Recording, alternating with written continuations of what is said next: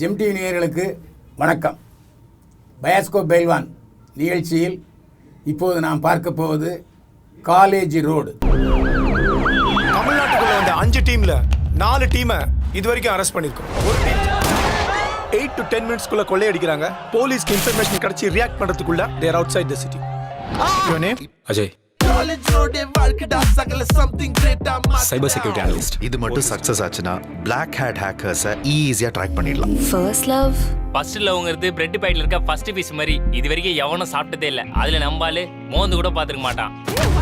We have made a complete security system for our own server. Hack பண்ண முடியாத security system உனக்கு கிடையவே கிடையாது. திரைப்படத்தின் விமர்சனம். காலேஜ் ரோடு படத்தை ஜெய் அமர் சிங் கதை திரைக்கதை வசனம் எழுதி இயக்கியிருக்கிறார். கார்த்திக் சுப்ரமணியம் ஒளிப்பதிவு செய்திருக்கிறார். ஆப்ரோ இசையமைத்திருக்கிறார். பல படங்களில் துணை கதாநாயகனாகவும் வில்லனாகவும் நடித்த லிங்கேஷ் இந்த படத்தின் கதாநாயகனாக அறிமுகமாகிறார். மோனிகா, ஆனந்த்குமார், அக்ஷய் குமார், பொம்முலட்சுமி, நாடோடிகள், பரணி உள்ளிட்ட பலர் இந்த படத்தில் நடித்திருக்கிறார்கள்.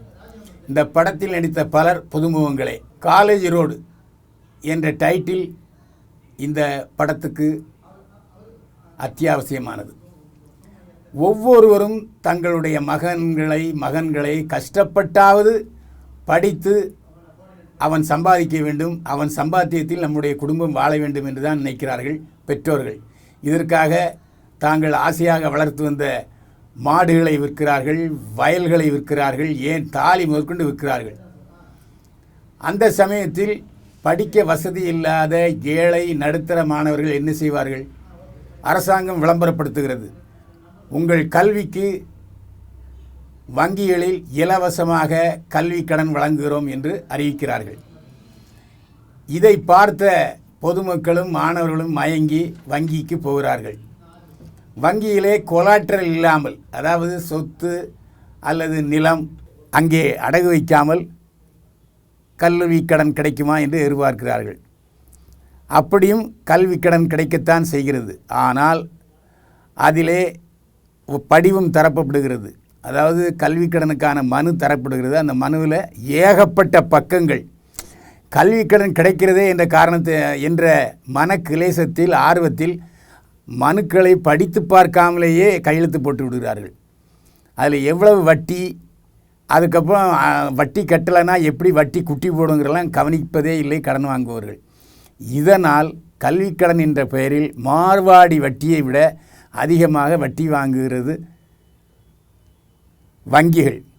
வங்கிகளில் கடன் வாங்கி நீங்கள் கல்லூரிக்கு போனாலும் மெரிட்டில் சீட்டு கிடைச்சாலும் அங்கே கல்லூரிகளில் நன்கொடை என்ற பெயரில் பல லட்சம் வாங்குகிறார்கள். மெரிட்டில் போகிற பையனுக்கு கல்லூரியில் எதற்கு நன்கொடை வாங்க வேண்டும்? அரசாங்கமும் யோசிப்பதில்லை, இது பற்றி கல்லூரிகளும் சிந்திப்பதே இல்லை. சரி, கல்வி கடன் ஒரு ஆண்டில் இவ்வளவு கட்டணும்னு சொன்னால் அந்த ஒரு ஆண்டில் கட்டவில்லை என்று சொன்னால் வங்கிக்காரர்கள் மிரட்டுகிறார்கள். படித்து முடித்த பிறகுதானே, வேலைக்கு போன பிறகுதானே கல்வி கடனை திருப்பி செய்ய முடியும் என்றால், நாங்கள் படிவத்தில் மனுவில் அப்படி எழுதவில்லை, ஒரு வருடத்துக்கு ஒரு எனக்கு கண்டிப்பாக வட்டியுடன் சேர்த்து முதலீடை கட்டியாக வேண்டும், குறைஞ்சபட்சம் வட்டியாவது கட்டணும் என்று கழுத்தை பிடித்து நிறுத்துகிறார்கள். படித்து கொண்டிருக்கிற மாணவர்கள் அட்மிஷனுக்கே நிறைய லட்சங்களை செலவு செய்த பிறகு அவர்கள் எங்கே போவார்கள் வட்டிக்கு? இதனால் பல குடும்பங்கள் தற்கொலை செய்து கொள்கின்றன, மாணவர்கள் தற்கொலை செய்து கொள்கிறார்கள். இதெல்லாம் தான் கதைக்களம். எல்லா படத்துலையும் பார்த்திங்கன்னா அடிதடி, சண்டை, குத்துப்பாட்டு, இரட்டையர்த்த வசனம், காமெடி இதை போட்டு ஓட்டிடுவாங்க. நாமளும் பார்த்துட்டு அப்படி சிரித்துக்கிட்டு வந்து விடுவோம். ஒரு சில படங்கள் தான் கதையை களமாக கொண்டு அதுவும் பாடத்தையும் நமக்கு சொல்லுகிற படமாக அமைந்திருக்கிறது. சமீபத்தில் லவ் டுடே அடுத்தது இந்த படம் காலேஜ் ரோடு. எந்த சூழ்நிலையும் பிச்சை எடுத்தாலும் எடுத்துரு, ஆனால் கல்வி கடன்னு பேங்க்கில் போய் கடன் வாங்காத, தற்கொலை பண்ணிக்க வேண்டிய சூழ்நிலை வரும் என்பதைத்தான் இந்த படத்தில் பாடமாக சொல்கிறார்கள். லிங்கேஷ் மிகவும் புத்திசாலியான மாணவன், எல்லா பாடங்களிலும் 100க்கு 100 வாங்குபவர், வித்தியாசமான சிந்தனை உள்ளவர், படைப்புத்திறன் உள்ளவர். அவர் என்ஜினியரிங் காலேஜில் ஒரு ப்ராஜெக்ட் பண்ணுறாரு. அந்த ப்ராஜெக்டில் வித்தியாசமாக வங்கியிலிருந்து பல எச்சரிக்கையை செய்யக்கூடிய கருவிகளை கண்டுபிடிக்கிறார். இதை போய் ஒரு வங்கி மேனேஜர் சொன்னால் அவர் குசும்பு வேலை தில்லுமுள்ளு வேலை செய்கிறார். இதற்கு மேலே இந்த கதையை சொன்னேன்னா கதை போர் அடிக்கும். நீங்கள் போய் கண்டிப்பாக பாருங்கள் காலேஜ் படத்தை, காலேஜ் ரோடு. இந்த படத்தில் ரெண்டு ஐடி மாணவர்கள் சுற்றுலா போகிறார்கள் தங்களுடைய காதலியுடன். போகிற இடத்துல ப்ராஜெக்டில் ஒரு 2 பேப்பர் தவறி விழுந்துருது. அந்த தவறி விழுந்த பேப்பர் தான் அந்த ப்ராஜெக்ட்டுக்கு மையமாக செயல்படுகிறது. ரொம்ப வருத்தப்படுறாரு. ஆனால் அந்த பேப்பரை தொலைத்து விட்ட கோபத்தில் காதலினால் தானே நாம் இப்படி அந்த ப்ராஜெக்ட் ரிப்போர்ட்டை தொலைச்சிட்டோன்னு சொல்லி காதலி மீது கோபப்படுகிறார். லவ்வை பிரேக்கப் செய்கிறார். அதுக்கப்புறம் நடந்த கதை. மாணவர்கள் தங்களுடைய கிராமத்தில் உள்ள மாணவர்களை படிக்க வைக்க வேண்டும் என்றால் என்ன செய்யணும்? ஜென்டில்மேன் கதை பார்த்தீங்களா? அந்த கதையோட திருப்பி பாருங்கள். அந்த படத்தின் நினைவு வருகிறார் போல கதை மிகவும் அருமையாக இருக்கிறது. முதல் பாதியிலே பரபரவென்று காலேஜ் ரகளைகள், பேங்க் மேனேஜருடைய தில்லுமுல்லுகள், பேங்க் மேனேஜரு கடன் கொடுத்தா நிச்சயமாக கமிஷன் வாங்காமல் கொடுக்கறதில்ல என்கிற விஷயங்கள் பல வருகின்றன. வங்கி மேனேஜர்கள் எந்த அளவுக்கு வங்கி கடன் பெற்றவர்களை கொடுமைப்படுத்துகிறார்கள் என்பதை படத்திலே தெரிகிறது. இந்த படத்தில் லிங்கேஷ் கதாநாயகத்திருக்கிறார். ஆன்டி ஹீரோ கதை என்று ஒரே வரியில் சொல்லிவிடலாம். பார்ப்பதற்கு வில்லனை போல தோன்றுகிறார். ஆனால் ஐடி மாணவர் புத்திசாலி, அவர் காதலிக்கிறார். அதற்கு பிறகு என்னால் கதையை சொன்னீங்கன்னா சஸ்பென்ஸ் உடஞ்சி போயிடும். மிக அருமையாக நடித்திருக்கிறார். அதே போல் இதில் நடித்த எல்லா நடிகர்களும் புதுமுகங்கள். ஆனாலும் இயக்குனர் பிரமாதமாக அவர்களை வேலை வாங்கியிருக்கிறார். இந்த படத்தின் இயக்குனர் ஜெய் அமர்சிங்கை நான் சந்தித்து பேசினேன். அவர் தந்த விளக்கம் என்னுடைய இதயத்தை குத்தீட்டியாக பாய்ந்தது. சார், இந்த விஷயத்தில் பாதிக்கப்பட்டவனே நான் தான். வங்கியில் கடன் வாங்கிவிட்டு நான் பட்ட அவஸ்தைகளை எப்படியாவது பொதுமக்களுக்கு, குறிப்பாக இளங்கால மாணவர்களுக்கு செல்ல வேண்டும் என்பதற்காக அந்த படத்தை எடுத்தேன்னு சொன்னார். உண்மையிலே அவருடைய அனுபவங்களை பிட்டு வைத்திருக்கிறார் ஜெய் அமர்சிங்.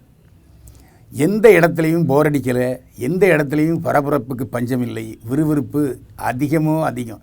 இன்டர்வல் வரைக்கும் வேறு கதை போகுது, இன்டர்வல் அப்புறம் வேறு கதை போகுது, இன்டர்வலுக்கு முன்னால் லவ்வு, பெற்றோர்கள் மறுதளிப்பு, காதல் விஷயங்களை சொல்கிறாரு. இன்டர்வலுக்கு அப்புறம் ஃபுல்லாக ஆக்ஷன் பேக்டாக இருக்குது. ஆக்ஷன் என்று சொன்னால் சண்டைய காட்சிகள் அல்ல, விறுவிறுப்பான த்ரில்லர் சீனாக அமைத்திருக்கிறார். அதாவது யாரையோ சந்தேகப்படுவோம் என்கிறதெல்லாம் இல்லை, ரொம்ப அழகாக விறுவிறுப்பாக சொல்லியிருக்கிறார் ஜெய் அமர்சிங். இந்த படத்துக்கு கார்த்திக் சுப்ரமணியம் ஒளிப்பதிவு செய்திருக்கிறார். அருமையான ஒளிப்பதிவு. எந்த இடத்திலும் ஒரு கண்களை துன்புறுத்தவில்லை. அழகாக வண்ண கோலங்களாக ஒளிப்பதிவு செய்திருக்கிறார் கார்த்திக் சுப்ரமணியம். அதாவது புதுமுக ஒளிப்பதிவாளர் என்பதே தெரியவில்லை. அனுபவப்பட்ட பண்பட்ட பல படங்களை இயக்கிய அனுபவம் ஒளிப்பதிவாளர் கார்த்திக் சுப்ரமணியத்திடம் பச்சை பசேல் என்று தெரிகிறது.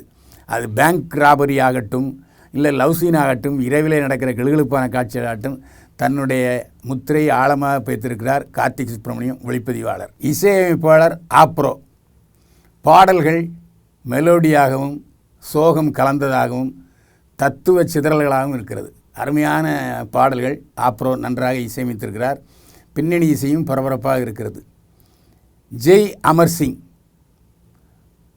இதுதான் அவருக்கு முதல் படம் என்று சொல்கிறார். ஆனால் முதல் படம் மாதிரியே தெரியவில்லை. கைதேர்ந்த இயக்குனர், அனுபவப்பட்ட பண்பட்ட இயக்குனராக ஜெய் அமர்சிங் தெரிகிறார். அவருக்கு நமது பாராட்டுக்கள். மாணவர்களே, இளைஞர்களே, ஐடியில் வேலை செய்கிறவங்களே எல்லோரும் இந்த படத்தை பார்த்து நீங்கள் பாடம் கற்க வேண்டும். அது மட்டுமல்ல, ஒரு என்டர்டெயின்மெண்ட் மூவி, குடும்பத்தோடு பார்க்கலாம் இந்த படத்தை. நடுத்தர ஏழை பெற்றோர்கள் கல்வி கடன் வாங்கக்கூடாது, வாங்கினா வேறு மாதிரி நீங்கள் நிலைமையை சந்திக்க வேண்டியிருக்கும் என்கிற ஒரு நல்ல பாடத்தை சொல்லியிருக்கிறார் ஜெய் அமர்சிங். காலேஜ் ரோடு கண்டிப்பாக அனைவரும் பார்க்க வேண்டிய தரமான படம், பாடம் கற்றுக் கொடுக்கும் பொழுதுபோக்கு படம்.